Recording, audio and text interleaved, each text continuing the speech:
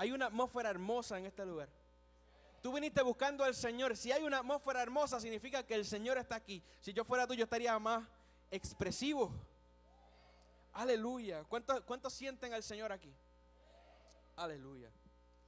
Amado, usted sabe, es increíble lo infantil que se comporta el enemigo cuando ya no le queda nada que hacer. Es increíble. Es como infantil. Como no le queda nada, trata de que se te pierdan las cosas, patalea, grita, tiene un tantrum, tiene una pataleta, como decimos en español. ¿Hay una palabra fina para pataleta? ¿Hay una palabra dominguera para pataleta? Le da pataletas y todo el asunto, amado, porque no le queda nada más que hacer. Así está el enemigo hoy. ¿Hay alguien que me escuchó? Así está el diablo hoy. Está de pataleta porque no le queda nada más, porque está derrotado.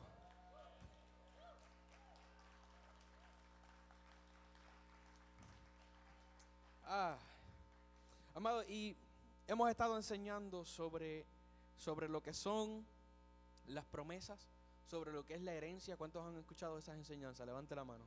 Si no las has escuchado, busque en la página de YouTube Ciudad de Salvación, están todas allí. Dice promesa 1, promesa 2, promesa 3. Muy complicado. El link es ICS Ciudad de Salvación, ¿verdad? Así es. Después se lo enviamos. Pero están todas ahí, amado. Pregunte. Todas las enseñanzas. Y yo simplemente quisiera establecer unos principios de cómo nosotros podemos acceder a esa herencia y cómo nosotros podemos vivir eso que Él nos prometió. Porque si el enemigo está derrotado, pues eso significa que lo único que está entre tú y tu herencia eres tú mismo. ¿Alguien me escuchó? Somos nosotros. Así que ¿cómo nosotros podemos entrar en una mentalidad que nos lleve a acceder en el Espíritu las promesas? Y para eso es importante entender que todo existe por palabras. Déjame bajarme, es que me pongo, después se me pierden las notas. Yo vine organizado, todo escrito. Pero para eso es importante que nosotros entendamos que todo existe por palabras. Suena simple, pero si me siguen, les voy a establecer un principio. La tierra y el cielo fueron creados por palabra. En el principio creó Dios el cielo y la tierra y dijo Dios. Y Él mientras hablaba, comenzaban a crearse cosas. Así que cuando Él habla, Él crea. Amén. Cuando Jesús levantó el pan, lo bendijo, y la palabra que Él bendijo hizo que se multiplicara el pan. Hubo pan donde no había. La palabra creativa. Pero vamos a verlo en un sentido más normal, más cotidiano. Todo lo a tu alrededor, en cierta manera, existe por palabra. Ahora mismo todo nuestro sistema político y de gobierno existe a base de unas palabras que se escribieron en un documento que le llamamos Constitución. ¿Cierto? Son palabras. ¿Cómo usted sabe lo que es un gobernador? Pues usted tiene que leer lo que dice la Constitución, que es un gobernador. Eso es un gobernador. Palabras, diga palabras. ¿Qué es un municipio? Un municipio es lo que dice la ley, que es un municipio. Todo lo que puede hacer, todo lo que es, todo lo que no puede hacer. ¿A quién responde? ¿Cuál es su jurisdicción? Todo depende de lo que está escrito en un papel. Palabra, diga palabra. Así mismo, vamos acercándolo más a nosotros. ¿Cuántos deben una hipoteca? No digan amén. Diga pues, diga pues. ¿Cuántos deben una hipoteca? ¿Cuántos deben una hipoteca? Dios salda hipotecas y todas esas cosas. Pero ¿cómo tú sabes que debe? Sí, si vas a aplaudirle, apláudele. ¿Cómo tú sabes que debe? No los dejes aplaudir. Estoy muy hyper. ¿Cómo tú sabes que debe? ¿Y te cobra a base de qué? De lo que está en un papel escrito que dice, hay un papel que dice que tú le debes algo. Tú hiciste un compromiso y tú dijiste, yo le debo al banco X, que no me voy a dar promoción a ninguno, X cantidad de dinero. Yo usé eso para comprarme una casa. Y no solamente eso, sino que eso tiene valor porque probablemente diste en garantía la misma casa. Así que la sustancia de eso que tú debes es una estructura física. Así mismo. ¿Cuántos casados hay aquí? Habemos. Levante la mano los casados. ¿Cómo usted sabe que está casado?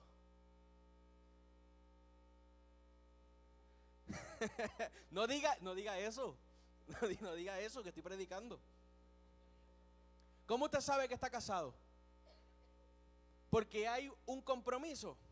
Claramente nosotros nos casamos en primer orden porque nosotros declaramos ante Dios y con testigos un pacto matrimonial, ¿verdad? Pero ciertamente ante la sociedad, tú sabes que estás casado porque tú tienes un papel que dice que tú estás casado. Y dice con quién estás casado. Diga palabras. Así tú sabes que hay un compromiso. Tú vas a hacer cualquier negocio y tú necesitas constatar que tú estás casado. Tú buscas palabras escritas en un papel. ¿Cómo usted enamoró a su esposa? Seguramente no vino y la cogió por el brazo y le dijo, y ya, te la llevaste. Seguramente tuviste que decirle, hola, mi nombre es Daniel. Mucho gusto. Y quizás alguno que otro piropo. Usted tuvo que llegar a un acuerdo con palabras. Usted llegó a conocer a esa persona con palabras. Nuestras relaciones están edificadas sobre palabras. Tú piensas con palabras. Fíjate que vamos de afuera hacia adentro.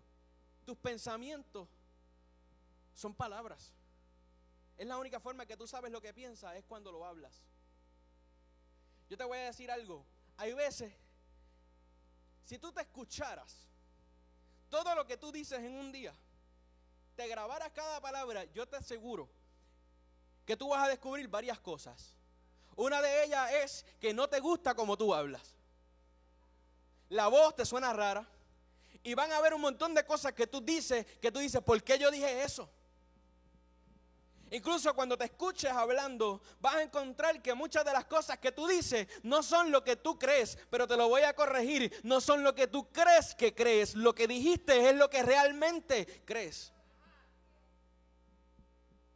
Así que si tú quieres descubrir lo que tú quieres, lo que tú estás pensando, lo que está en tu corazón, tú tienes que escucharte lo que sale de tu boca.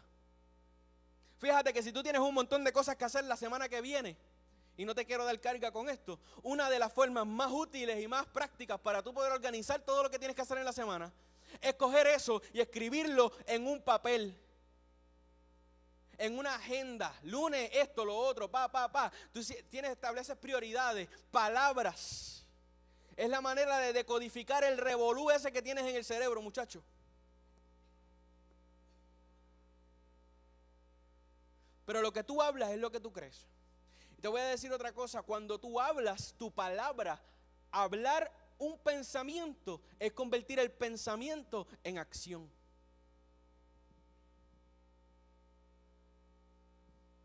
Aún hablarlo, y usted dirá, no, porque muchas veces nosotros hablamos una cosa y hacemos otra, así que ¿cómo es posible? Bueno, porque la acción que estás manifestando con la palabra tiene una sustancia de mentira y de hipocresía. No es que la palabra no sea una acción. Voy a explicarlo de nuevo. Lo que tú estás pensando cuando tú lo dices, cuando tú lo hablas, se convierte en acción, porque la palabra misma hablada es una acción. Pero aunque tú no estés caminando en el mismo ritmo de lo que estás hablando, tú dices esto es bueno y piensas muy bien, hablas muy bien, pero vives muy mal. No es que tus palabras estén vacías de acción, es que tus palabras tienen la sustancia incorrecta. ¿Me sigue? Tienen una sustancia de mentira porque estás diciendo algo que tú no haces. Pero no es que la palabra no sea sustancia, lo que tú hablas es acción. ¿Me siguen? Así que para poder determinar lo que vale una palabra y el efecto que va a tener, una palabra depende de la sustancia que está detrás. Amado, hace un tiempito yo me tiré en paracaídas. ¿Cuántos me vieron la foto? Yo me tiré en paracaídas. Yo no sé a cuántos pies, pero fue alto. Estaba un avión, así que tenía que ser alto. Y cuando yo estaba allí, obviamente no me tiré del paracaídas, porque no estaría aquí. Yo me tiré en paracaídas. Pero yo me tiré y de verdad yo estaba una adrenalina brutal. Sentía un entusiasmo, pero no estaba tan nervioso, en verdad. Estaba más nervioso por el avión que por saltar. Decía, está loco por tirarme de aquí porque esta avioneta parece que va a volar en canto. Pero escucha por qué yo estaba tranquilo. Porque a mí me dieron unas palabras que tenían una sustancia. A mí me dijo un instructor, me dijo, cuando tú te tires vas a poner las piernas así, cuando yo te diga vas a hacer esto otro, cuando veas este reloj que marque que estás a tal posición, a tal altura, tú vas a jalar este artefacto que está aquí y se va a abrir el paracaídas y vas a hacer esto y vas a hacer lo otro. Me dio un diseño hablado en palabras. Y yo en mi mente, yo lo que pensaba mientras estaba en el avión era, ok, paso A, paso B, paso C. Yo voy a hacer esto, después voy a hacer lo otro, y este es el plan. Y aunque me estaba tirando en un avión donde las probabilidades de que no viviera para contarlo quizás eran muchas, yo sabía que el que me lo estaba diciendo tenía un conocimiento y una experiencia, había una sustancia detrás de esas palabras. Y cuando yo confié en las palabras, en la sustancia que tenían esas palabras, de que el tipo sabe y yo no, y yo hice exactamente lo que él me dijo, viví para contarlo. ¿Y cuáles eran los elementos? Había una manera de hacerlo, había un tiempo para hacerlo y había una posición para hacerlo. Yo tenía que poner mi cuerpo de X manera. Había un método, un medio, diga medio. Había una manera de Dios. Había un tiempo, porque yo tenía que saltar cuando Él me dijera. Porque si no saltaba cuando Él me decía, me iban a empujar por ahí para abajo. Tenía que saltar en ese momento. Y cuando alcanzara la posición, diga posición exacta, tenía que alar el paracaídas, porque si no, si lo alaba antes era un problema, si lo alaba después también era un problema. Había una posición, y cuando se dio la convergencia entre el tiempo, la manera y la posición, lo que se dio fue un resultado que fue diseñado desde el principio, porque el paracaídas está diseñado para funcionar conforme a ese diseño. ¿Qué te estoy diciendo a ti? Asimismo es en el espíritu. Cuando el Señor te da una instrucción, tú tienes que confiar en la sustancia que está detrás. Y esa palabra que Él te da tiene una manera, tiene un tiempo y tiene una posición. Y cuando converges en todo eso, tú puedes comparar con cómo se supone y tú vas a entender que tú estás en el diseño. Pero un diseño solamente sirve si sirve un propósito. El diseño no es otra cosa que la maqueta. El diseño es un patrón. ¿Cuántos han cosido? Costura. Yo nunca, jamás. Pero aquí está mi tía Celia, que cose con y sin patrones. Es una dura. Es excelente. Pero hay una cosa que son patrones. Y un patrón es que si yo hago esta pieza con estas especificaciones, siempre me va a salir igual. ¿Por qué? Porque el patrón es el diseño. Dios tiene un diseño. Fíjate que así como tu cerebro funciona en tus pensamientos, que a veces tú no sabes lo que piensas hasta que lo hablas, así mismo opera el don profético muchas veces. Hay muchas veces que yo puedo llamar a alguien o puedo estar delante de alguien, Richie, ahora mismo, y yo no tengo nada para Richie, nada, no siento nada para Richie. Yo lo miro y yo empiezo a hablar. Porque una de las cosas que tú tienes que aprender para poder fluir en el don es apagar tu cerebro racional y dejar de estar analizando todo. Y tú empiezas a sentir una instrucción del Espíritu, que hay algo con Richie, yo no sé qué es, pero yo empiezo entonces a fluir y comienzo a soltar una palabra. Y cuando suelto esa palabra, eso yo no lo pensé, eso estaba en mi espíritu, lo pensé con el cerebro del Espíritu. Y lo estoy diciendo y hay veces que vi una visión, pero muchas veces me llega como un recuerdo. Muchas veces me llega como si yo supiera eso.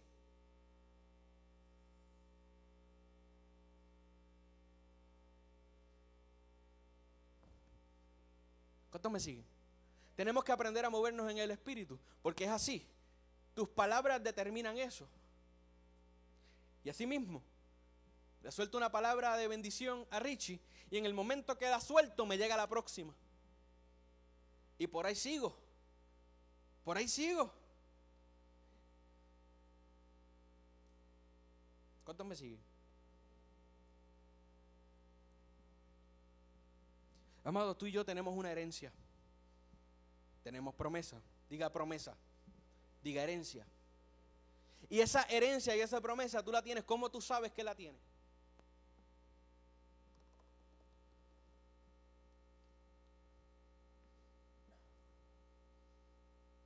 ¿Cómo tú sabes cuáles son tus promesas? Son palabras escritas en un papel. No tendría ningún valor si yo le pongo Santa Biblia y pongo las palabras random al azar de adentro. No tendría ningún valor si yo escribo una cosa parecida con mi propia mentalidad. Pero por causa de que las palabras que están escritas en este libro tienen una sustancia detrás, yo las puedo leer y yo puedo acceder a una promesa. Romanos 12:1. Dice, voy a leer de la textual, pero ustedes lo tienen ahí en el Reina Valera. Dice, así que hermanos, os exhorto, por la gran misericordia de Dios, que presentéis vuestros cuerpos como sacrificio vivo. Ya aquí yo tengo un problema. Ya aquí me están incomodando la teología, porque yo estoy en el Nuevo Testamento y me están hablando de sacrificio. A mí me dijeron que en el Nuevo Testamento no había sacrificio. Es más, dice por las misericordias. ¿Para qué necesitas misericordia si no tienes una sentencia en tu contra? Es inválida la misericordia si no hay juicio. Si es verdad que en el Nuevo Testamento ya no hay juicio, pues entonces tampoco hay misericordia, porque misericordia es que yo no te doy lo que tú mereces. Sin embargo, la Escritura dice, no me lo quites. Así, hermanos míos, ruego por la misericordia de Dios. Por las misericordias de Dios, que presentéis vuestros cuerpos en sacrificio vivo. Ah, no, pero es que yo pensaba que lo que yo entregaba era mi mente, era mi alma, mis sentimientos, mis emociones cuando cantaba en la iglesia. No, tú presentas tu cuerpo. El sacrificio en la justificación de Jesús es más costoso que un animal, porque sacrificar tu voluntad es más costoso que matar un cabrito. Yo no sé por qué estoy gritando si yo estaba tan feliz. Escúchame, dice, en sacrificio vivo, peor todavía. No me mata antes de sacrificarme. Me tengo que presentar como un sacrificio vivo. Yo llego vivito y coleando, como decimos, a la presencia de Dios a entregarme. Y dice, santo, agradable a Dios. Dice que es vuestro culto racional. Aquí también. Yo pensaba que la mente no tenía nada que ver, porque la mente era un obstáculo para yo conocer al Señor. ¿Cómo que nuestro culto racional? Usted sabe cómo en el literal ahí está hablando de nuestra adoración mental. Está hablando, es más, te voy a incomodar un poquito más. Está hablando de nuestra adoración lógica. Ah, no, pero no que íbamos a derrotar al espíritu de Grecia. La única forma de derrotar la sabiduría de Grecia es con la sabiduría de Dios. La única manera de destruir el culto a la razón es con la verdadera razón. No me gustan las palabras que usa porque son en griego. No tenemos el otro idioma. Pero bueno, hay que bregar con eso. Pero lo que está hablando es de sabiduría de Dios, revelación de Dios. Y hay una lógica al asunto. Así que lo que quiere decir esto es que tú tienes que sacrificar tu mente. Romanos 12:2. Dice, no os adaptéis, no nos conforméis. Ahí dice ¿cómo que dice? a este siglo. En algunas versiones dice al patrón. No os adaptéis al mundo, sino sed transformados por la renovación de la mente. O sea que yo tengo que usar mi mente en esto, pero tengo que renovarla, tengo que usar una mente nueva. Para que comprobéis cuál es la voluntad de Dios. Diga voluntad. Agradable y perfecta. En el literal dice buena, agradable y perfecta. Lo que quiere decir este texto es que yo no me puedo conformar a este siglo. ¿Cómo yo no me puedo conformar a este siglo? Este siglo tiene un diseño y yo no puedo seguir ese diseño. Este siglo tiene un patrón, el mundo tiene un patrón, tiene un sistema, tiene una manera de hacer las cosas y yo no puedo asumir esa imagen en mí. Lo que significa que el ser renovados en Cristo significa pensar diferente al mundo. Porque si tengo que renovar mi mente, tengo una mente nueva. Así que si el evangelio que yo predico tiene que chocar con el razonamiento del mundo. Así que si tu evangelio se acomoda demasiado a las corrientes del mundo, algo está mal con tu evangelio. No os conforméis a este siglo. Fíjate que dice, si no sed transformados, y la palabra ahí, ¿verdad? Eso se ha predicado un montón de veces, es metamorfosis, o sea, dejar de ser un gusano feo para ser un gusano embellecido. Es decir, una transformación total por la renovación de la mente, para que comprobéis, y también puede ser traducido como para que disciernas. Y por eso yo te estoy molestando con este tema nuevamente, porque ahora que hemos entendido y se nos ha explicado que tenemos una herencia y tenemos unas promesas, tenemos que aprender a discernir qué es lo que el Señor tiene para nosotros, cuál es el diseño de Dios para nosotros en esta temporada. Y tenemos que aprender no solo eso, sino a poder transformar nuestra mente, porque tú no puedes instalarle un programa nuevo a una computadora que sea demasiado vieja, porque los algoritmos, los sistemas, los códigos cambian. Así que tú no le puedes meter ahí un programa de Apple de último a la computadora aquella que era en blanco y negro, que era con floppy. No lo va, escucha bien, no lo va a procesar, no lo va a reconocer. Es más, no tiene ni por dónde entrarle un pendrive. No tiene ni cómo conectarse, pero te estoy hablando de algo bien profundo, amado. No tiene cómo conectarse a lo que está fluyendo ahora. Diga palabra. Para que disciernas cuál es la voluntad de Dios. Y la voluntad de Dios, yo te voy a decir, si tienes que discernir, significa que tienes que determinar lo que es agradable y lo que es perfecto. Tienes que poder entender, sí, entender con tu mente también, por medio del Espíritu, lo bueno y lo malo. Dice el versículo 3, dice, ordeno pues, por la gracia que me fue dada, a cada cual que esté entre vosotros, que no piense, diga piense, más altamente. ¿Cómo dice ahí? Más alto concepto. Bájale 2. Dicen, no piense más altamente de lo que deba de pensar, sino que piense con sobriedad, según la medida de fe que Dios nos dio a cada uno.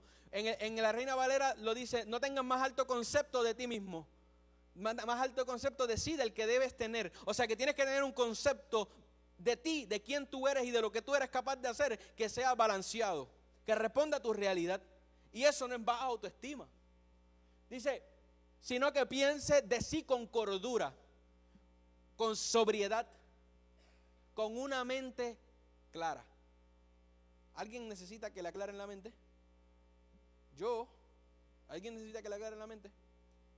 No, nadie. Yo solo. Conforme a la medida de fe que Dios repartió a cada uno. No todo el mundo tiene la misma fe. No todo el mundo cree igual. Y si tú tienes una medida de fe mayor, es importante que tú recuerdes que esa medida de fe te fue dada. Y no mires por encima del hombro al que tiene menos fe, porque tenemos que llevarlos.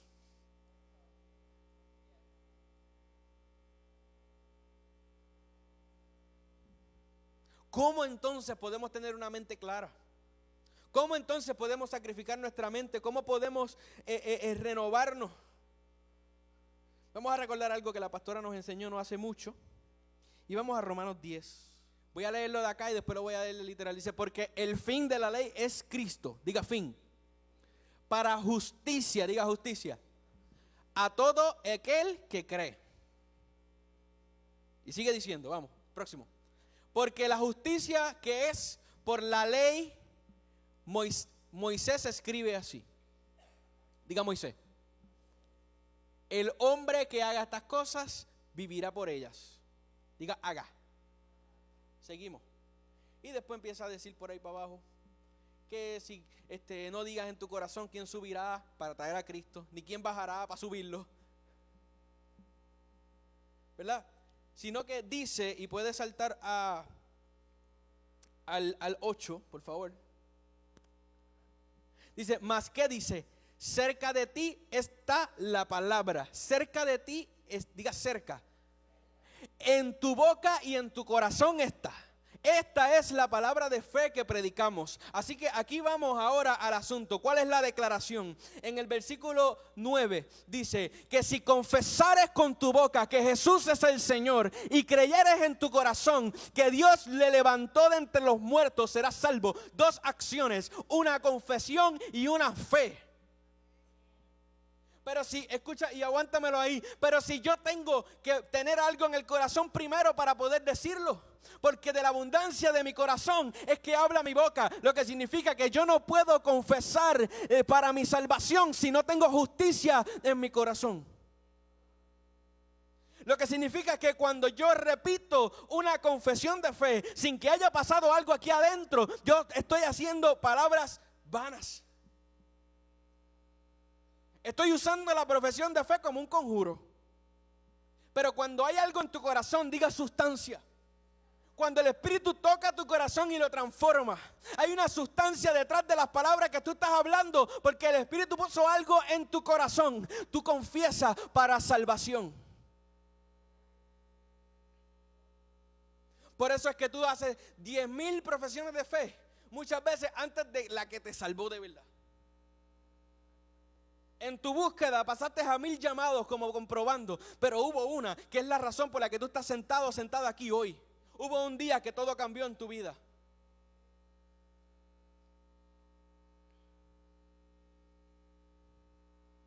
Fíjate cómo dice en el literal, porque en el versículo 4, si me lo puede volver a poner, ese fin ha sido usado para decir que ya la ley se acabó. En gran parte porque la gente no lee el 11. Entonces, si leíste el capítulo 10, pues tienes que leer el capítulo 11 también. No podemos cherry pick la palabra. Dice, porque el fin de la ley, pero fin ahí lo que significa es cumplimiento. Y también significa otra cosa, significa propósito. El propósito de la ley es Cristo. Como que cambió la cosa, ¿verdad? Como que eso no suena a lo que nos habían enseñado, ¿verdad? Como que el propósito, la razón de ser de la ley es Cristo.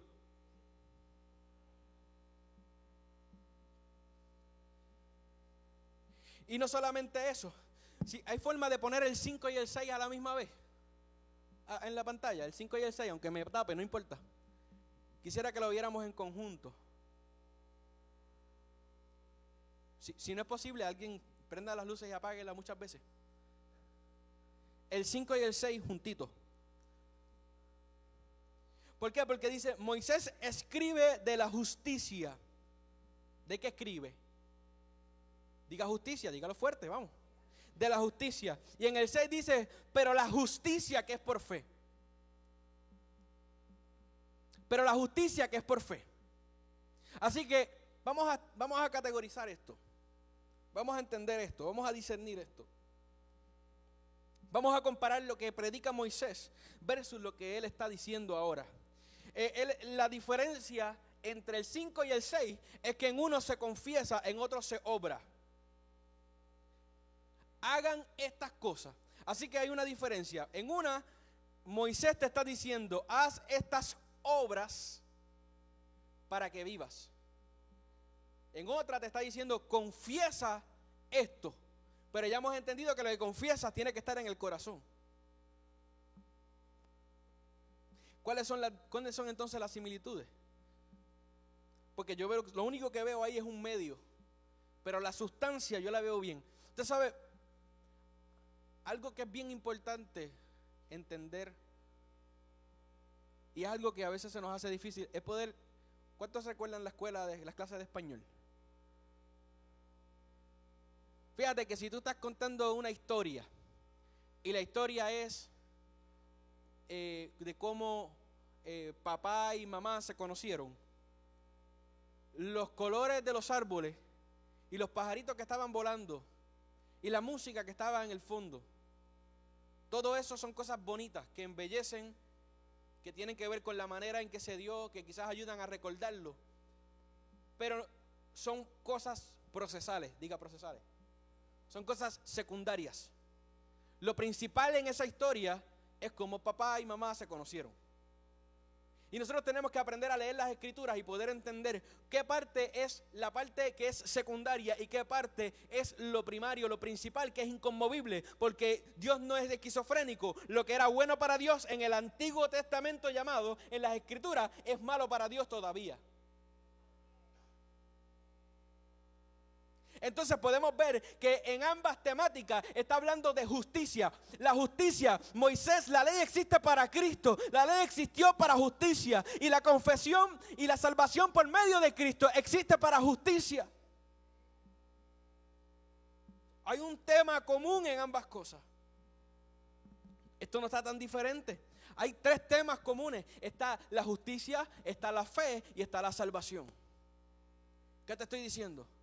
Eso es inconmovible, eso no cambia. Entonces la ley de Moisés no es tan diferente a lo que Jesús predicaba. ¿Me siguen? Diga palabras. Jesús es el propósito y el cumplimiento de la ley, lo que significa que Él siempre fue el propósito de la ley. Israel miraba la ley buscando justificación. Y miraba la ley buscando justificación y creía en la ley como justificación. Y vino uno que cumplió a cabalidad todo lo que decía la ley, y a ellos no se levantaron ninguna bandera, ellos no pudieron ver que algo aquí no era normal. Bueno, porque para ellos poder reconocer que aquí estábamos delante de uno que estaba sin pecado, tenían que admitir que ellos también pecaban.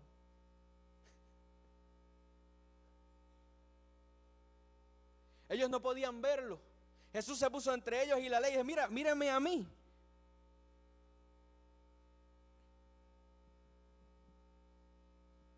Fíjate que en las escrituras se establece que a los adúlteros había que lapidarlos. ¿Usted sabe lo que es lapidar? Caerle a pedra.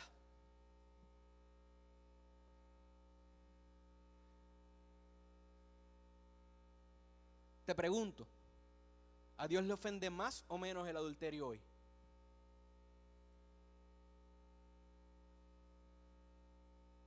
¿Qué cambió? Pues ya cambiamos las piedras. Ya no son piedras. Ahora hay restauración.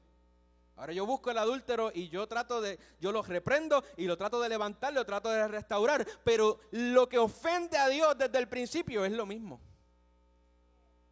Dice que cuando hay un joven rebelde hay que sacarlo afuera y caerle a pedras también. ¿A Dios le ofende menos la rebeldía? El método cambió. ¿Me siguen? Así que cuando leemos las escrituras podemos ver, tenemos que poder separar la sustancia de aquello que es el método, lo secundario. Realmente las piedras no eran importantes. Lo que era importante era el anuncio de que a Dios le aborrece la aberración sexual y aquellos que quebrantan pactos.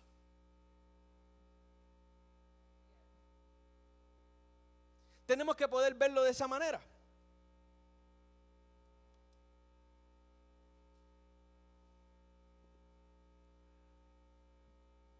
La justicia es inconmovible. Antes se alcanzaba por obras, ahora con fe y confesión. Antes se alcanzaba por medio de letra y hoy ha sido manifestado el espíritu de esa letra. ¿Me siguen? Así que cuando usted está leyendo las escrituras, usted está leyendo las escrituras para buscar sabiduría. Esta es la sombra, lo que significa que cuando yo le pongo la luz, yo puedo entender y discernir claramente qué era lo primario y lo secundario. El pueblo de Israel lo veía en sombras, lo ve en sombras, gran parte de ellos todavía. Así que por ello, ellos no pueden separar lo que es lo principal de lo secundario. De hecho, para ellos es más importante el proceso, lo secundario muchas veces, que lo principal. Es más importante cumplir el rito, porque si yo cumplo el rito, yo estoy bien. Pero para nosotros que hemos sido justificados por fe, el rito es secundario y la sustancia es lo principal.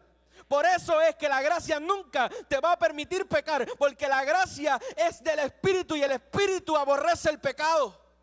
Romanos 8 dice: ahora pues, ninguna condenación hay para los que están en Jesús el Mesías. Fíjate, ¿para quién no hay condenación? Y para los que no están en Jesús. Entonces, ¿cómo podemos predicar que ya no hay condenación? ¿Qué es una condena, Hernán?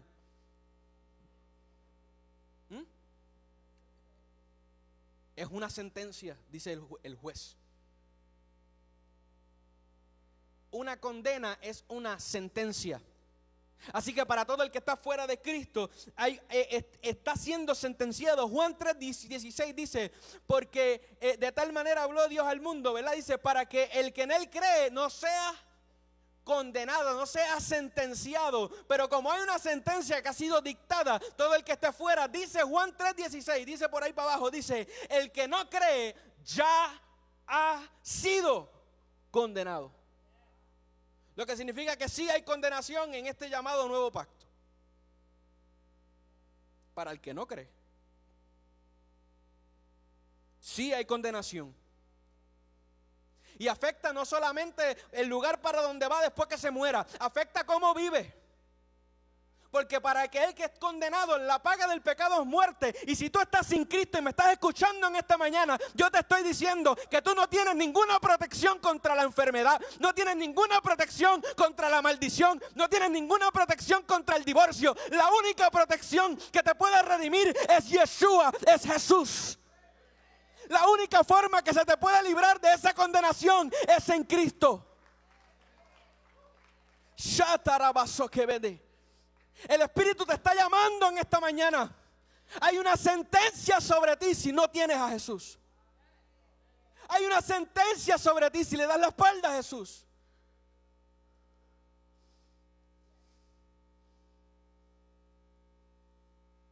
Pero Él anhela que no seas condenado. Mira cuánto lo anhela. Dice: porque la ley del Espíritu de la vida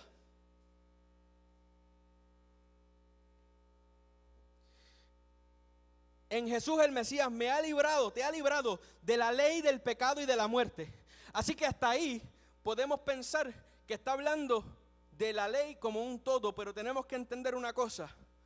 Ahí ley está hablando del software, está hablando del sistema, no está hablando de lo que a él le gusta y no le gusta. No está hablando de lo que es permitido y lo que no es permitido necesariamente. Y lo vamos a ver ya mismo, porque es que hay que leer esto de forma integrada. Dice, porque lo que no pudo hacer la ley, ya que era débil. Entonces esto a mí me causa un problema. Porque si lo pienso y lo interpreto de forma natural, yo digo, ¿cómo una ley puede ser débil? Si la ley no es una persona, es un papel. Para nosotros los abogados, una ley débil es una ley sin garras.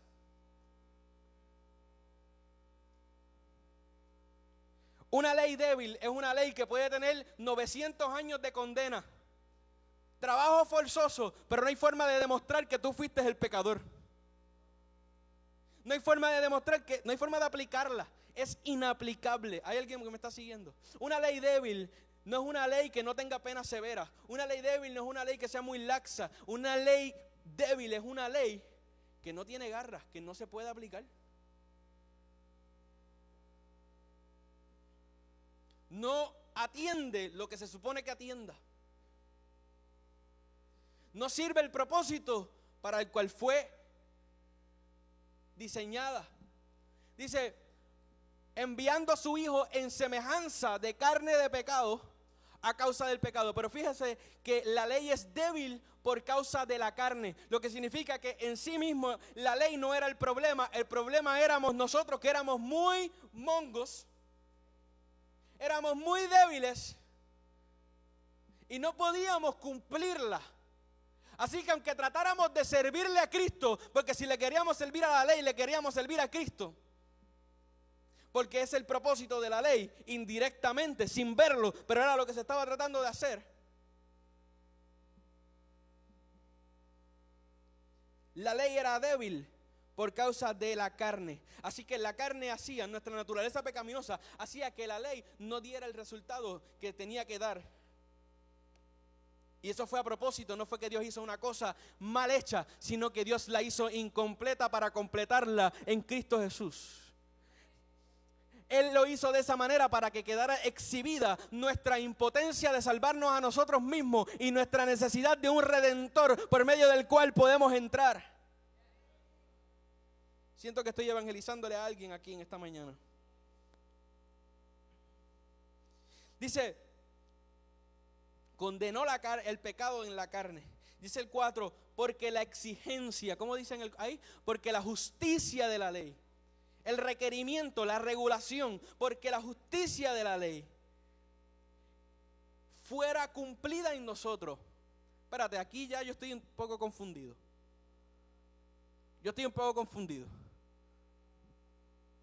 Si las escrituras ya son revocadas, pues entonces ¿para qué yo necesito que la justicia de la ley, el requerimiento, lo que la ley exige, fuese cumplido en mí?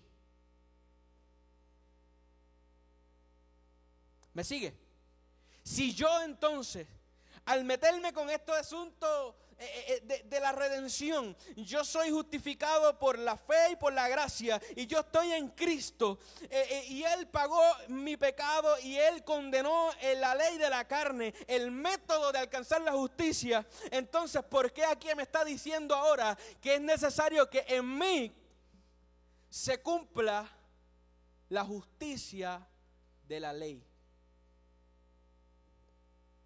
Es importante que podamos entender las escrituras, aún el Nuevo Testamento. Las cosas hay que leerlas en contexto. La iglesia cree muchas cosas porque lee textos a mitad. Romanos 8 te está diciendo al principio, dice, porque pues ninguna condenación hay. Esa es la afirmación. La afirmación es que ninguna condenación hay para el que está en Cristo. Y después te da las razones. No hay condenación para el que está en Cristo, porque la ley del pecado de la vida en Jesús el Mesías te ha librado de la ley del pecado de la muerte. No hay condenación en Cristo para el que está en Cristo, porque lo que no pudo hacer la ley, ya que era débil por causa de la carne, enviando a su propio Hijo en semejanza de nuestra carne pecaminosa por el pecado, condenó el pecado en la carne. Ahora, no hay condenación en Cristo, y ahora no te da una razón, te da un propósito. No te da un porqué, te da un para que la exigencia, para que la justicia, así que tú no eres condenado si estás en Cristo, para que la justicia de la ley sea cumplida en nosotros. Y no andemos conforme a la carne, sino conforme al Espíritu. Así que lo que Él revocó fue la carne.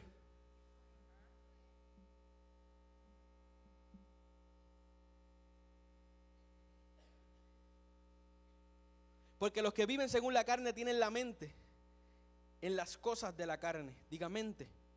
diga palabras. Por eso es necesario que tu mente sea renovada. Por eso es necesario que tú examines tus palabras, lo que dices.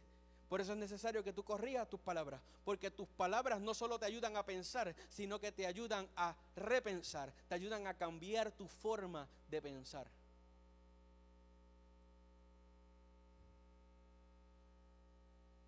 No basta con que usted se convenza de que lo que yo le estoy predicando, de lo que se predica desde este altar, usted se convenza de que tiene razón y que es cierto. No, tú tienes que empezar a confesarlo sobre tu vida y hablarlo sobre tu casa para que tu cerebro cambie. Porque no podemos pensar según las cosas de la carne, sino en las cosas del Espíritu. Dice, porque la manera de pensar de la carne es muerte, pero la manera de pensar del Espíritu es vida y paz. Yo quisiera leerlo completo, pero vamos a saltar al 12, por favor. Así que entonces, hermanos, somos deudores, debemos. No a la carne, tú no le debes nada a tu carne, sino para vivir, y no por la carne para vivir conforme a la carne. Porque vivís conforme a la carne, si vivís conforme a la carne, estás a punto de morir. Escúchame bien, escúchame bien. Yo no estoy diciendo, yo te estoy diciendo que tú reflexiones sobre, yo no te estoy diciendo aquí que tu salvación es débil ni nada así por el estilo. Yo te estoy diciendo que tú reflexiones sobre tu salvación. La confesión sola no te salva. La confesión unida a una justicia en el espíritu, en el corazón, es la que salva.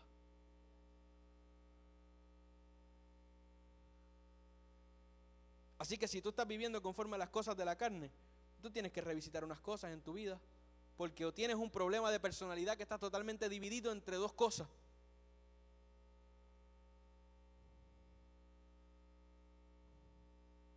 Dice el 14, escúchame bien.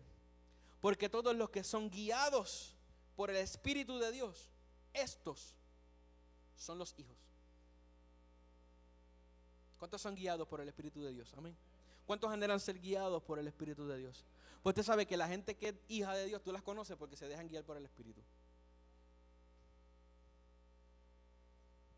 Porque no recibiste espíritu de esclavitud para estar otra vez en temor, sino que recibisteis el espíritu de adopción, para el cual clamamos, Abba, Padre.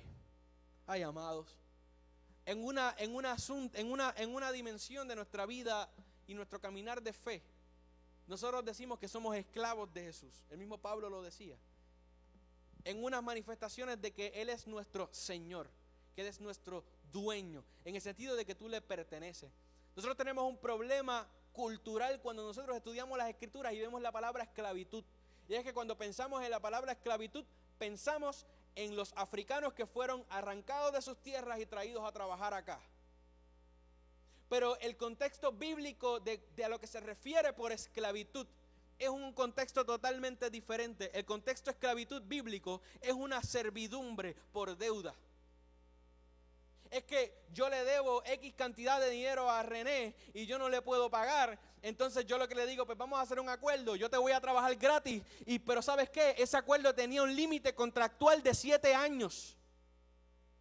Y yo le podía servir por 7 años. A los 7 años había que revisitar el contrato. Yo podía decidir servirle por 7 años más, o decidir servirle por siempre, solo si era mi decisión, o irme si había completado la deuda. Así que yo quiero que entendamos que el contexto, cuando él dice que nosotros somos esclavos del Señor, está diciendo que nosotros somos siervos de Él. Pero no es porque le debemos algo que tenemos que pagarle para atrás, sino que nos debemos al Espíritu para vivir conforme al Espíritu. Amén. Dice el 17, y si hijos, también herederos, diga herederos. Por una parte herederos de Dios y por otra coherederos del Mesías, ya que juntamente padecemos para que juntamente seamos glorificados. ¿Por qué repetimos esto? ¿Por qué seguimos con lo mismo? Porque es importante. Te estoy dando buenas noticias. Te estoy diciendo que aquello que te está esclavizando no tiene poder sobre ti y tú tienes que simplemente hablarlo para desenredar ese revolú que tienes en tu vida. Te estoy dando una llave para tu vida. Tenemos que confesar la palabra para que se materialice en nuestras vidas. Muchas veces decimos, no, yo mejor me callo porque hasta que yo no empiece a vivirlo, yo no voy a empezar a hablarlo. Pero ¿cuál es la instrucción de Pablo verdaderamente? La instrucción de Pablo es, sin guille de que lo has alcanzado todo, sin tener un concepto más alto de quién tú eres y de lo que tú has alcanzado, sin tener un concepto más alto de ti mismo, confiesa. Habla para vida. Así que en vez de callarte hasta que lo vivas, háblalo hasta que lo vivas. Decláralo sobre tu vida hasta que lo veas. Háblalo sobre tus hijos. Háblalo sobre tus casas. Tienes una lucha con un pecado. Declara que eres libre hasta que lo seas. Arrepiéntete y declara que eres libre hasta que lo seas. Estás orando para que tus hijos regresen. Decláralo hasta que lo veas. No, es que yo no puedo hablar de la restauración de la familia hasta que mi familia sea restaurada. Habla la restauración hasta que se restaure tu vida. No estoy haciendo un llamado a la hipocresía. Estoy llamando a hablar la verdad y a confesar y a declarar las cosas que no son como si fuesen. Estamos en una puerta de tiempo para declarar y hablar y un tiempo de aceleramiento sobre los decretos en tu vida. A medida que tú abras tu boca a hablar sobre tu vida, sobre tu casa, sobre tu familia, sobre tu nación, hay un aceleramiento que respalda esa palabra. Pero para tú poder manifestar eso completamente en tu vida, tú tienes que reprogramar tu mente y renovarla en el Espíritu. ¿Y cómo lo haces? Metiéndote en el Espíritu, declarando conforme al Espíritu hasta que lo pienses. Así que si tú no lo tienes aquí, tienes que leerlo de aquí hasta que salga de ti. Tenemos que volver a la Escritura, tenemos que volver a la palabra porque de mí no sale. De mí no sale, yo tengo este dolor tan fuerte, de mí no sale decir que estoy sano. No sale de mí, no lo tengo adentro, no está en mi cerebro. Pues yo abro la Escritura y dice que por tus llagas yo fui curado. Y yo lo creo, Padre, yo no lo siento, pero yo lo hablo sobre mí. Hasta que se materialice. Conforme a la medida de fe que te fue dada. Con una mente clara. Tenemos que restaurar el mensaje del decreto y la declaración en fe. Esto no es un asunto místico, que lo que tú desees se va a manifestar si lo declaras con suficiente fe. Hay una promesa y yo creo la promesa y yo hablo la promesa. Tenemos que revisitar muchas cosas. Escúchame bien. Estaba escuchando a un hombre de Dios decir que cuando tú sientes que tú dominas un texto, Dios te deja de hablar y de ministrar sobre ese texto. Porque en el momento en que tú crees que lo sabes todo, es el momento que Dios no tiene nada más que enseñarte sobre eso. Porque tú no tienes espacio para lo que Él te puede revelar sobre ese texto. Nosotros tenemos a veces este concepto y al repetir tanto ciertas enseñanzas, cuando las volvemos a ver, no vemos la sustancia detrás. Pero el Señor nos está invitando a volver a mirarlas. Y esto es simple, amado, pero es profundo. Vamos a Marcos 10:13. Vemos ahí cómo Jesús estaba ahí y se le acercaban los niños y lo tocaban, amado. Hay gente por ahí que tú no puedes ni saludarlo. Y presentaban a los niños para que los tocase y los discípulos los reprendían a los que los presentaban. Yo me los imagino así, bien elitistas. No toques el varón de Dios. Y él ahí jugando con los mocosos ahí, los nenes y aquellos indignados, válame Dios. No, el varón de Dios no lo pueden tocar. ¿Qué es eso? Que ciertamente a veces nosotros, por nuestra incredulidad y nuestras idolatrías que hemos fabricado en nuestra religión restaurada, a veces abrumamos a los ministros y hay que sacarlos porque los vuelven locos, pensando que el hombre de Dios es el que lo tiene todo y el espíritu nada. Eso es verdad. Y eso no es elitismo, es que a veces hay que, bendito, por amor al pobre predicador, hay que sacarlo porque es que le van a caer arriba.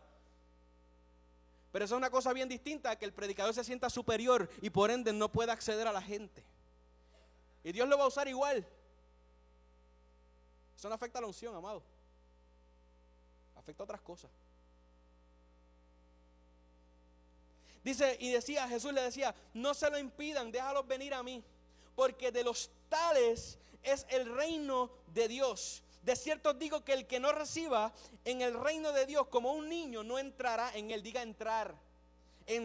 Y tomándolos en sus brazos, ponía las manos sobre ellos y los bendecía. No les preguntaba, mira, tu papá tiene raíces de espiritismo, no sé si te puedo poner las manos encima para contaminarme.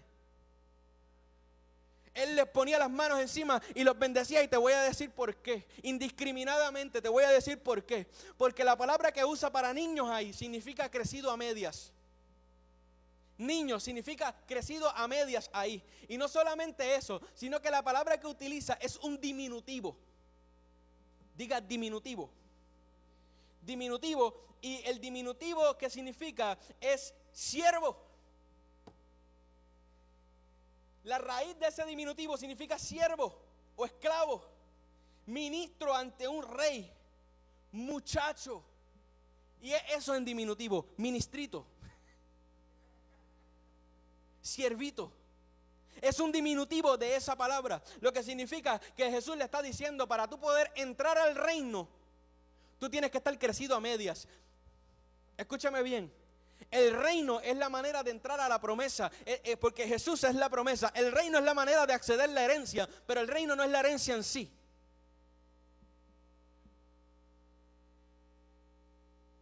Por eso el pueblo de Israel tiene que conocer el reino para poder entrar a la herencia. Porque es a través de Jesús. Hay un camino, una verdad y una vida para todos. No importa tu etnicidad, necesitas entrar a través de Cristo. Hay una sola puerta, no hay más.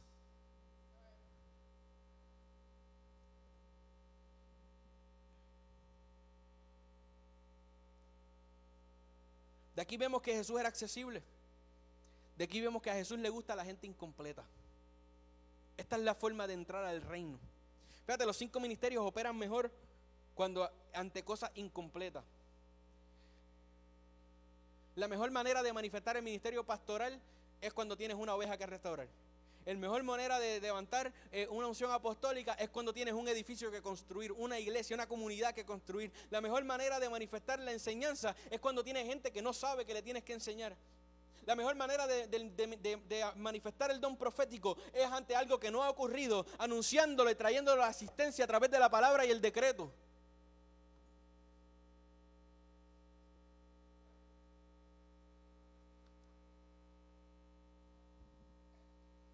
Fíjate que cuando Dios ve un paidón, que es lo que dice ahí, Dios ve tierra fértil.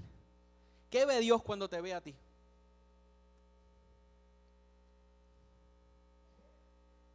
Amado, escúchame bien. Un niño crecido a medias es un niño que se puede formar y que está a tiempo de encontrar su identidad. Tenemos que ser como niños, no tenemos que ser inmaduros. Ahí no está hablando de inmaduros. Tenemos que estar en el reino, entendiendo que no lo hemos alcanzado todo, sino que nos falta crecer, amado. Yo estoy así, yo quiero ser un paidón, un siervito.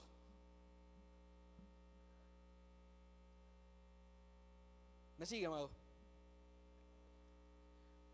Yo voy a entender que el silencio es porque usted está tan ministrado por lo que estoy soltando, que usted no puede ni siquiera hablar. Tiene ahora mismo, aleluya, siento a Dios. Amados, tenemos que ser como niños, pero tenemos que ser como niños que tienen padre. Abimael, ayúdame aquí, a esta parte. Tenemos que ser como niños que tienen padre, y me voy a bajar porque te lo voy a decir de cerca. Amados, el Señor a mí me mostró que la identidad se transmite a través de la paternidad. Fue el Padre el que le dio a Adán y a Eva la identidad y el propósito y la razón de existencia. Fue el Padre. Esa manifestación de Yahweh fue una manifestación de su paternidad, lo que significa que es la responsabilidad de los padres transmitir la identidad a los hijos. Usted busque las estadísticas. Hay una correlación directa entre el single parenthood, ¿cómo se dice en español? Allá el más gringo. Entre padres o madres que crían solo a sus hijos y la pobreza. Cuando tú miras la razón por la cual los negros y los hispanos figuran más bajitos en todas las tablas de económicas y de prosperidad, obviamente hay un asunto histórico de muchas cosas, pero hay un factor bien importante que no te quieren hablar, y es el hecho de que nosotros los latinos estamos criando los hijos con un solo padre. No me importa que lo transmita. No significa que si te crió tu mamá sola como a mí, significa que no vas a ser próspero y Dios no te puede levantar. Eso no significa nada malo. No significa nada malo en ese sentido. Que Dios bendiga a aquellas mujeres y a aquellos hombres que están criando a sus hijos hoy, porque alguien tiene que darle paternidad. No es eso lo que estoy hablando. Lo que estoy hablando es que como sociedad nosotros tenemos un problema, y es que tenemos una generación que se está levantando sin identidad porque papá no está en casa.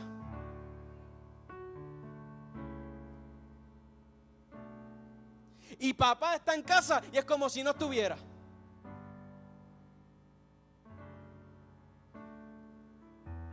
Amado, yo me crié así. Yo me crié sin padre en un sentido natural. Mi papá falleció cuando yo tenía 10 años. Y antes de esos 10 años yo no compartía con él.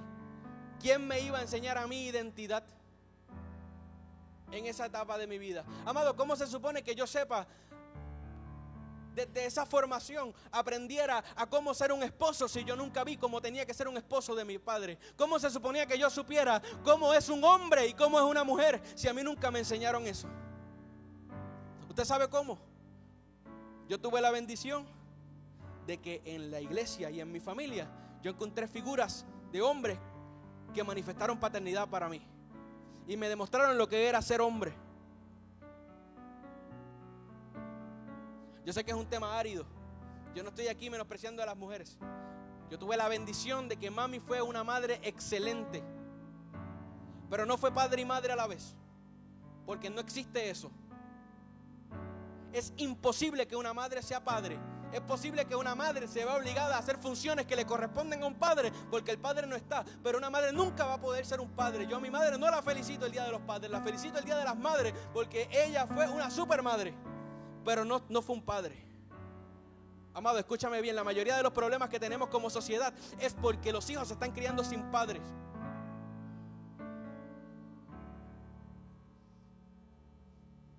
Si yo me levanté así y encontré paternidad, ¿por qué nosotros no podemos manifestar como iglesia paternidad para aquellos niños huérfanos que se están manifestando y se están levantando en nuestra sociedad?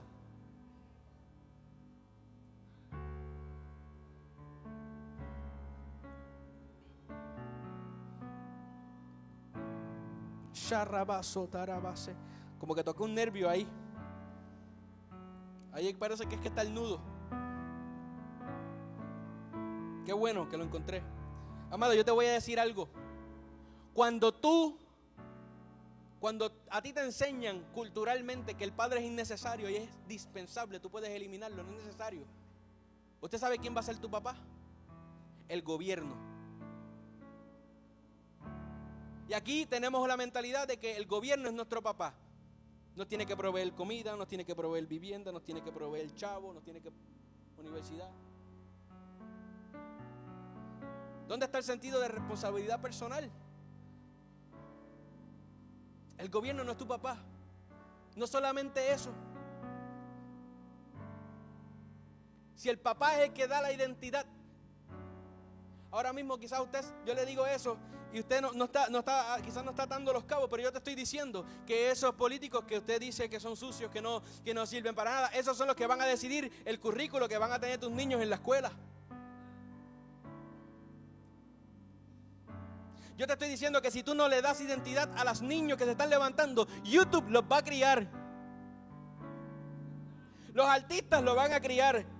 El conocimiento de lo que está bien y lo que está mal, la moral se la va a dar otro. Alguien te tiene que enseñar moral. ¿Tú vas a aprender algo?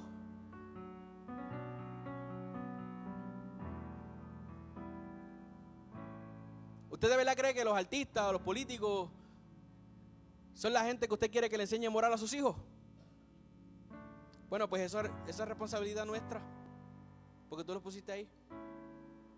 Tú le compras los discos, tú le compras la mercancía, tú tomas las decisiones de mercado.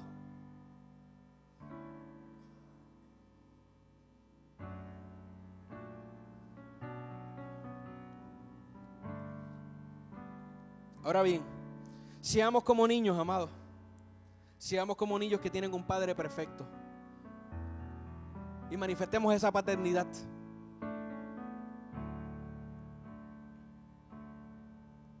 Aleluya. Fíjate, amado, no te desalientes, no te desanimes, porque yo te estoy diciendo, si tú te has identificado con algo de lo que yo he dicho, como algo que te falta o careces, yo te estoy diciendo que a Dios le gusta precisamente trabajar con gente como tú y como yo, que estamos incompletos. Dios me restauró, Dios me dio un modelo de lo que era un hombre, lo que era paternidad en la iglesia, en mi familia. Puso gente, y algunos están aquí hoy. A los 14 años mi mamá, Dios restauró su vida y le dio un esposo y restauró nuestra familia. Yo tengo padre desde ese momento en adelante, está sentado allí y yo pude ver cómo un esposo debe tratar a una esposa. Yo pude ver unas cosas.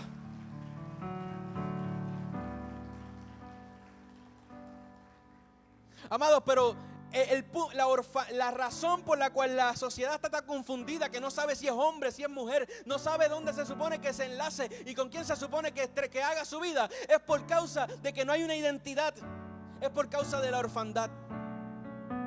Yo te voy a decir algo, y yo soy fiel creyente de que nosotros debemos influir en gobierno y en legislación y todas esas cosas, pero yo te voy a decir algo, no hay ley que vaya a curar la orfandad. Le toca a la iglesia. Y vemos cómo acto seguido, dejar que estos niños vengan a mí, entren así incompletos. Vemos como acto seguido viene este joven rico. ¿Se acuerdan de eso? ¿Me siguen? ¿Cuántos están? ¿Se durmieron? Viene este joven rico y viene y se arrodilla ante él. Y vamos a leerlo rapidito en Marcos 10:17. Dice: al salir él para seguir su camino, vino uno corriendo. Amado, vino corriendo. Algo quería. Vino corriendo. Usted sabe que eso era mal visto. Correr. Para un fariseo eso era como, qué cosa más cafre. ¿Qué hace este loco corriendo? Y hincó rodilla delante de él y preguntó, maestro,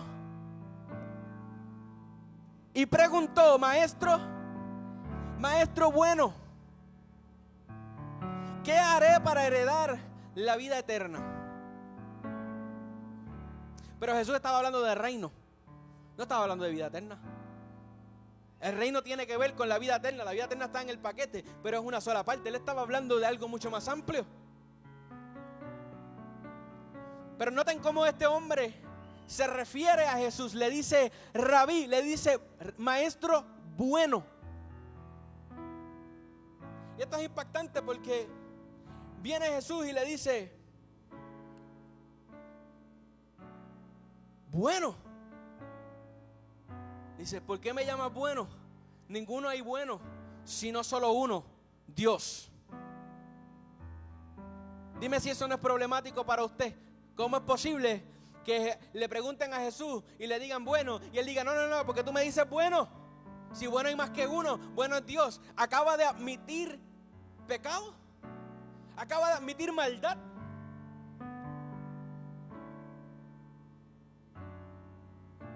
¿Cómo este hombre se acercó a Jesús? ¿Cómo lo reconoció? Como maestro. Lo reconoció como maestro. Va donde él y le dice rabí, le dice maestro. Y yo te voy a dar un principio espiritual. Honrar es creer. Y aquello que tú honras, aquello que tú crees, es lo que tú accedes. Este hombre fue a donde Jesús y lo honró como un maestro de la palabra. Lo honró como un maestro de la ley. Y lo reconoció como bueno. Y Jesús hizo lo que todo maestro de esta casa se supone que haga cuando viene una persona y le pregunta, ¿cómo yo puedo llegar a la vida eterna y saber el bien y el mal? Lo refirió a las Escrituras. Porque si le hablas a Dios como rabí, Él te va a contestar como rabí. Si le hablas como Dios, Él te va a hablar como Dios. Si le hablas la manera que tú lo honres es lo que tú vas a recibir de Él. Por eso es importante las palabras, porque todo lo que tú hablas va a edificar la relación que tú tienes con Dios. Y la manera que tú te expresas delante de Dios es importante. Porque tú edificas la relación que tú tienes con Dios a través de palabras. Por eso es tan importante la alabanza, porque tú describes a Dios y dices: Dios, eres fuerte, tú eres poderoso, tú eres sanador. Y Dios viene y se manifiesta fuerza, manifiesta poder, manifiesta sanidad, porque tú honras a Dios y lo que tú honras es lo que recibes. Hay alguien que me está escuchando en esta mañana. Shate rebasoca. Así que este hombre, joven rico, buscando algo genuino, no supo acceder. Y la forma que él habló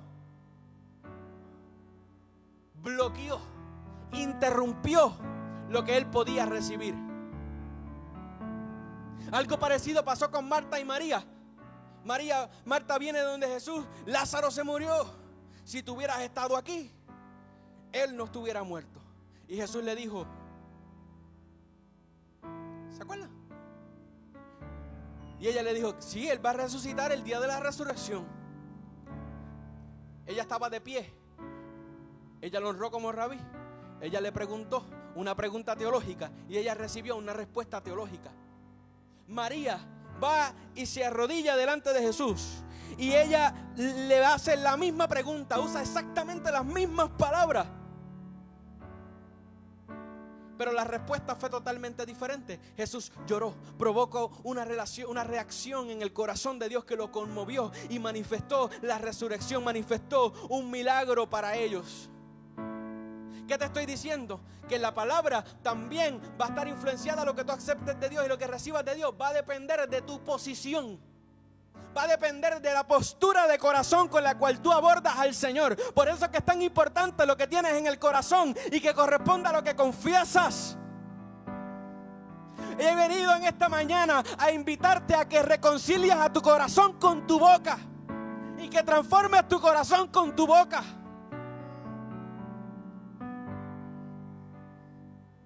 Maestro bueno, ¿por qué me dices bueno? Si bueno hay solo uno. ¿Por qué vienes donde mí a buscar la moral y el conocimiento del bien y el mal, si eso solamente lo determina el Padre? En el principio, Paul hablaba, habían dos árboles: un árbol de vida y un árbol del conocimiento del bien y del mal. Diga moral. Eso es moral. ¿Qué es lo bueno y qué es lo malo? ¿Cómo tú justificas eso? Y el pecado del hombre fue pensar que con su propio esfuerzo, con su propio brazo, podía agarrar el fruto y hacerlo de él y acceder por su esfuerzo el conocimiento del bien y el mal, al punto de que él lo podía determinar.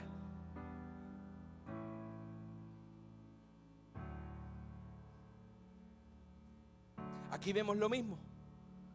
Vemos un joven con buenas intenciones. Se postra en el lugar correcto. Tenía la posición correcta. Vino como María, así postrado.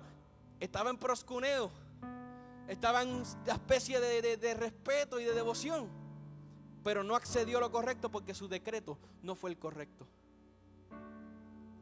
Y él le dice: amado, estoy terminando, no se me vaya todavía. Él le dice, pues ya tú sabes, tú has leído la escritura, tú sabes. ¿Qué es lo que tienes que hacer? Mira, no puedes adulterar, no puedes matar, no hurtes, no digas falso testimonio. Entonces este muchacho le dice: pero si yo todo eso yo lo hago. Yo cumplo la Torá. Yo cumplo las escrituras, esos parámetros del bien y el mal yo los tengo, pero yo todavía siento que falta algo porque tengo un vacío en mi corazón. Amado, este joven llegó donde Jesús con un hueco en el corazón, con la forma de Jesús, pero su cerebro no dejó que pasara.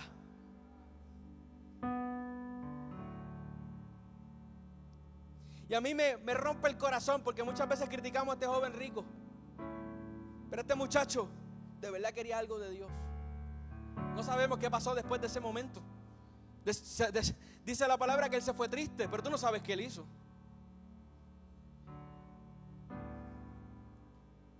Pero este joven había dedicado su vida para servirle a Dios con obras y no estaba entendiendo que ya no era el tiempo de las obras, sino de la confesión de fe y de que eso estuviera en su corazón.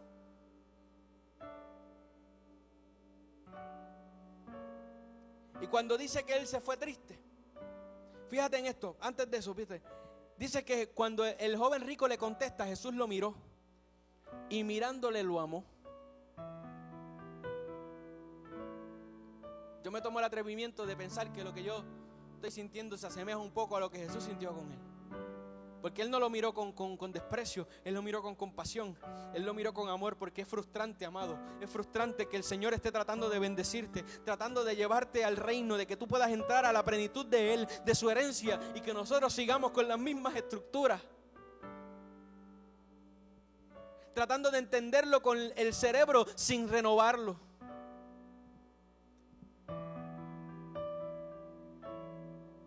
Lo amó y le dijo: solamente una cosa te falta. Y le dice: vete y vende todo lo que tienes. Y nosotros decimos: ay, porque los ricos son del diablo. Pero la palabra que usa ahí para tesoro realmente es cosas útiles. Y nosotros decimos: ay, porque los ricos son del diablo. Pero la palabra que usa ahí para tesoro realmente es cosas útiles. Lo que significa tesoro es cosas útiles. Este hombre tenía todas las respuestas para todos los problemas que él podía tener, amado. Tenía hambre, tenía comida. Tenía cualquier problema, él sabía la Torá, él tenía cosas útiles. Él estaba muy lleno de su propia manera de resolver sus problemas. Jesús no cabía. Jesús no cabía. There's no space for him. Tocando a su puerta, le dijo: vete y vende todo lo que tienes, porque lo que él tiene estaba en el medio de él y Dios. No es que la riqueza sea mala, no es que la riqueza sea pecado, es que estaba muy lleno de él mismo. Diga: cosas útiles. Amados, ¿por qué?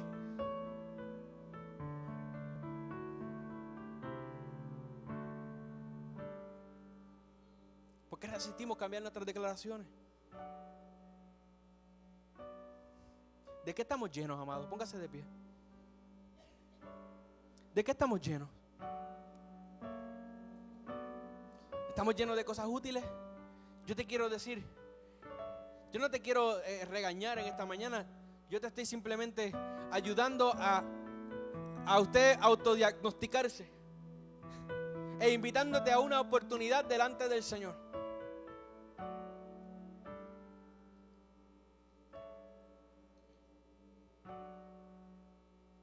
Amado, Dios pide sacrificios que cuesten. Cuando nos dice que tenemos que sacrificar presentar nuestros cuerpos como sacrificios vivos, está diciendo: el mayor obstáculo que tú tienes para poder recibir el entendimiento del Señor y del Espíritu eres tú mismo. Y Él nos ha estado enseñando todo esto en estas últimas semanas, no porque esté tratando de hacerte sentir mal y buscar una excusa de por qué no se ha dado unas cosas en tu vida, todo lo contrario, porque te está invitando, porque es una nueva temporada, una temporada de milagros, una temporada de una manifestación gloriosa del Señor sobre ti. Pero Él te está invitando a que te vacíes de ti, delante de Él, porque Él tiene un entusiasmo de llenarte en esta mañana. Vamos a resumir lo que tenemos hasta aquí. Amados, tenemos que ser como niños para entrar. Tenemos que reconocer que nos falta algo. Bienaventurados los pobres en espíritu, porque yo les voy a dar del mío. Bienaventurados los que les falta algo, porque yo les doy de lo mío. ¿A quién le falta algo aquí? Levanta la mano.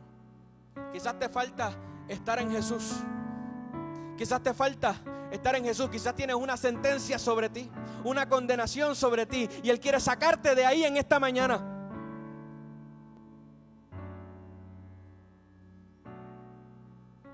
Quizás te falta fe, pídela. Quizás te falta un milagro, quizás te falta paz. Todo el que le falte algo en esta mañana, yo le invito a que corra hacia el frente, por favor.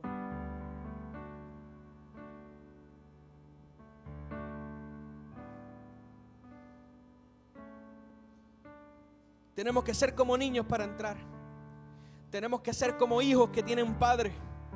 Tenemos que acudir a las Escrituras para aprender a discernir el bien y el mal y para renovar nuestra mente. Solo es a través de Yeshua que alcanzamos el reino, y eso incluye vida eterna. Lo que hablamos es símbolo, síntoma de lo que creemos. Y con lo que hablamos podemos transformar nuestra mente. Alguien necesita algo de Dios. ¿Qué tal si pasas al frente y comienzas a hablar algo diferente sobre tu vida?